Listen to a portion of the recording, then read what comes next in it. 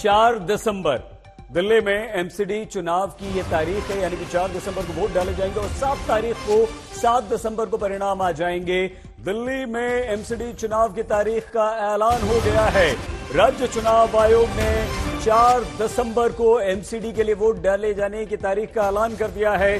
7 दिसंबर को परिणाम आएंगे और इस समय दिल्ली एमसीडी पर पूरी तरह से बीजेपी का कब्जा है। मगर इस बार यह माना जा रहा है कि आम आदमी पार्टी से उसे कड़ी टक्कर मिलने वाली है।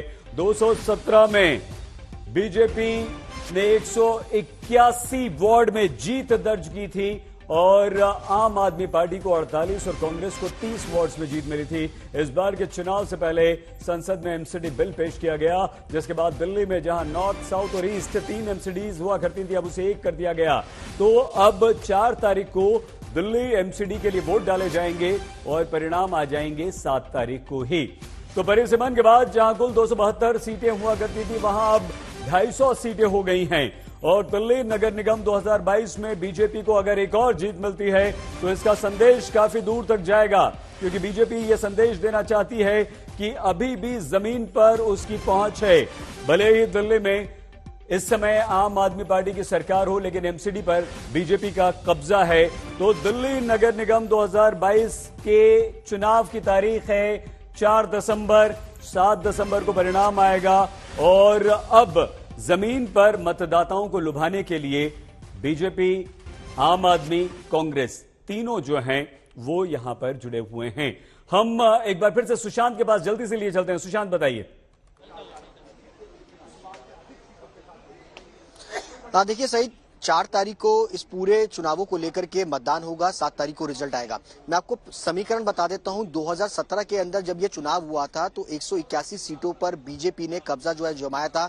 2012 के अंदर जब चुनाव हुआ था तब भी बीजेपी का कब्जा था और उससे पहले यानी 2007 के अंदर जब चुनाव हुआ था उधर लगातार बीजेपी एमसीडी के अंदर काबिज है और ये जो पूरी मान सम्मान बीजेपी का पिछले 15 साल का है वो पूरी तरीके से दांव पर है। अगर इस बार, क्योंकि एमसीडी में लगातार आम आदमी पार्टी जो है वो सेंध लगाना चाहती है कि पिछले 15 साल के जो कामकाज है, आम आदमी पार्टी का कहना है कि लगातार बीजेपी ने दिल्ली के अंदर 15 साल के अंदर कूड़े के जो है वो पाड़ दिए।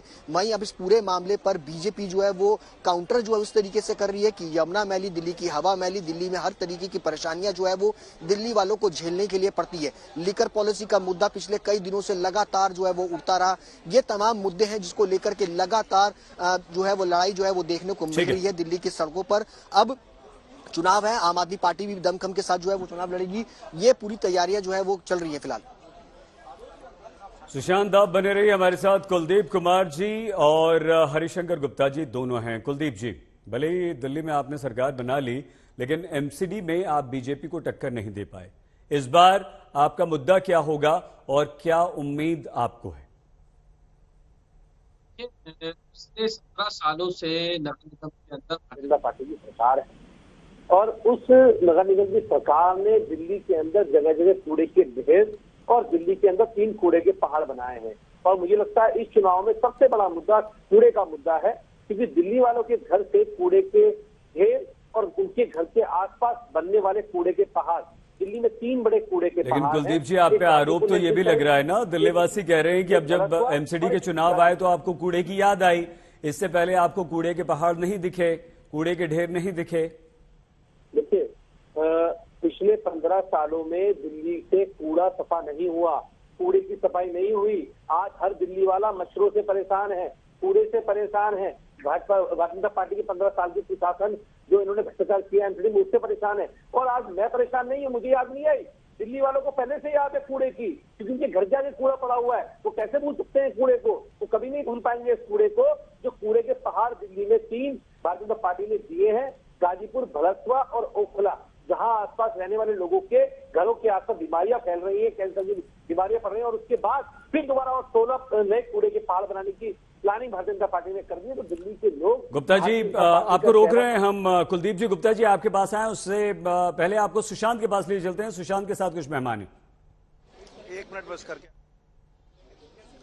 सईद, हमारे साथ इस वक्त सतीश उपाध्याय हैं, पूर्व प्रदेश अध्यक्ष हैं, लेकिन इस बार जो निगम के चुनाव होने जा रहे हैं उसके मैनिफेस्टो कमेटी के चेयरमैन हमारे साथ खुद यहाँ पर मौजूद है। जिम्मेदारी बड़ी है, क्या क्या मुद्दे हैं, क्या क्या मैनिफेस्टो में होगा दिल्ली की जनता को ले जाने के लिए, क्योंकि पिछली बार के मैनिफेस्टो में कई सारी चीजें थी जो पूरी नहीं हो पाई। क्या लगता है कि क्या मैनिफेस्टो में होने जा रहा है? देखिए, मैनिफेस्टो आज ही हमने प्रेस कॉन्फ्रेंस की है और मैनिफेस्टो में हमने दिल्ली की जनता से सुझाव मांगे हैं। सबकी दिल्ली सबके सुझाव, जनता का मैनिफेस्टो, जनता के लिए, जनता के द्वारा। तो हम विभिन्न माध्यमों से, भागीदारी के माध्यम से इस मैनिफेस्टो में लोगों से सुझाव ले रहे हैं। आज ही हमने एक अपनी वेबसाइट पर URL लॉन्च किया है जिसमें लोग सीधे सुझाव डिजिटल हमको दे सकते हैं। एक हमने व्हाट्सएप नंबर भी जारी किया है जिस पर लोग तुरंत हमको सुझाव भेज सकते हैं। 1000 स्थानों पर हम सजेशन बॉक्सेस भेज रहे हैं। उसमें RWS है, ट्रेडर एसोसिएशन है, सीनियर सिटीजन है, विलेजेस के एरिया हैं, दिल्ली यूनिवर्सिटी के छात्र हैं। सुशांत, पूरी दिल्ली को लेकर आम आदमी पार्टी घेर रही है आपको के लिए ले रहे हैं। और कूड़े को लेकर के, कूड़े के पहाड़ों को लेकर के आम आदमी पार्टी लगातार हमलावर है। कुलदीप भी हमारे साथ यहाँ पर हैं और वो लगातार कह रहे हैं कि कूड़े के पहाड़ दिए बीजेपी ने 15 साल। नहीं, मुझे लगता है कि अपने भ्रष्टाचार और अपनी नाकामी को छुपाने के लिए जिस प्रकार सत्येंद्र जैन पर ईडी ने आरोप लगाए हैं, तो उन्होंने नैरेटिव चेंज करने की कोशिश की है। जहां तक कूड़े के पहाड़ों का सवाल है, निश्चित रूप से MCD ने अपने क्लैरिफिकेशन दिया है कि 20% वो पहाड़ खत्म हो चुके हैं और आने वाली 2024 तक वहां पर वो पार्क विकसित कर देंगे। एक बड़ी समस्या थी जिसको लगातार जिस तरीके से वो कर रहे हैं और केवल एक राजनीति के लिए इसको किया जा रहा है। कूड़े के पहाड़ कम हो चुके हैं और जो MCD का वायदा है और MCD ने कहा है कि ये कूड़े के पहाड़ 2024 तक पूरी तरह से वहां शानदार बच्चों के लिए पार्क विकसित हो जाएंगे। बड़ी अनाउंसमेंट सईद, आप सुनेंगे कि 2024 तक दिल्ली में 3 जो बड़े पहाड़ हैं कूड़े के, भलसवा हो, गाजीपुर हो, ओखला हो, उनको पूरी तरीके से खत्म किया जाएगा। वहां पर पार्क जो है वो विकसित किया जाएगा। सतीश उपाध्याय जो कि मैनिफेस्टो कमेटी के चेयरमैन, उनकी तरफ से ये वादा जो है वो दिल्ली की जनता को यहाँ पर किया गया है, ताकि जो लगातार ये आरोप लग रहे हैं कूड़े के पहाड़ पिछले 15 साल में बीजेपी ने दिए। ठीक है सुशांत, बने रहिए आप हमारे साथ। गुप्ता जी, जब आपकी सरकार थी, शीला दीक्षित मुख्यमंत्री थी, तब भी MCD पर बीजेपी का ही कब्जा था। क्या लगता है क्यों MCD से आप बहुत दूर हैं और इस बार तो नंबर 2 आम आदमी पार्टी बन गई?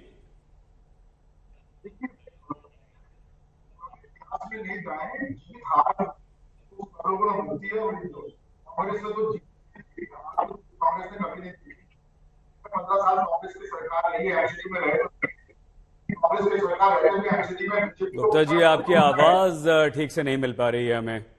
जी, एक बार फिर से बोलिए, शायद सुन पाए ठीक से।